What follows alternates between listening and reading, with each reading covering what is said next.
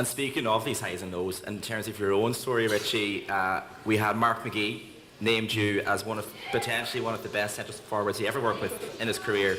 And suddenly 2002 came along, Mick McCarthy, World Cup, always looking great, always looking strong, and something happened and it changed everything for you. What was that?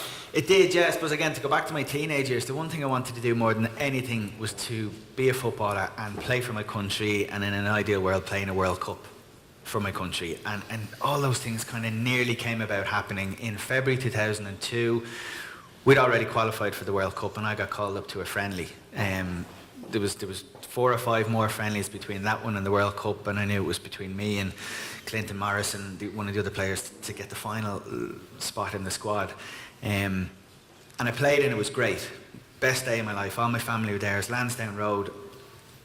I can't put into words what it was like. And then 3 weeks later, I hurt my hip in a league game for Millwall, which meant I had surgery, which meant I couldn't go back to any of the other friendlies, which meant I had to forget about the World Cup, and a year later meant I had to forget about the career and give it up. So in that really short space of time, ridiculous highs, like fulfillment of a lifetime ambition, to then as rock bottom as I could have been at the time, because I had my career taken away.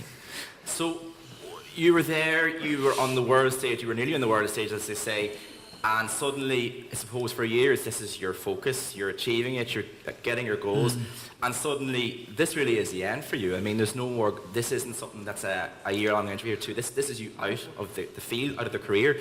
So what happens then? What happens the day after this? Suddenly Richie goes back to his house, there's no more football in his life, that's all you probably knew for years. Where do you go from then? Well, I didn't have an answer to that question at the time, and I was quite afraid of even addressing that question. What I did, I just availed of any work opportunities that came my way. So I worked as a football agent for a while. I did some media work for a while. I went back to work with with the youth teams at Millwall for a while. I was finishing off a sports science degree at the time, so I was quite busy. But the best thing I did by a distance, and the thing I'm most grateful for doing more than anything else, it wasn't getting a job or meeting certain people, it was the day I decided to go to see a therapist. She was a sports psychologist. I remember at the time I would tell everyone, I wouldn't tell anyone I was going to see one, because I thought, it's not a blokey thing to do. I don't need help, I'm a strong man. So I didn't tell anyone I was going, and a few years later, I would admit that I saw a sports psychologist, because I thought that's a bit more acceptable. And then years later I said, no, actually it was a therapist. I went to therapy, and I really openly and honestly talked about what it was like, and it did me the world of good. And it was so good that years later, even when I left her on the last session, I remember going, I think I'd love to do her job.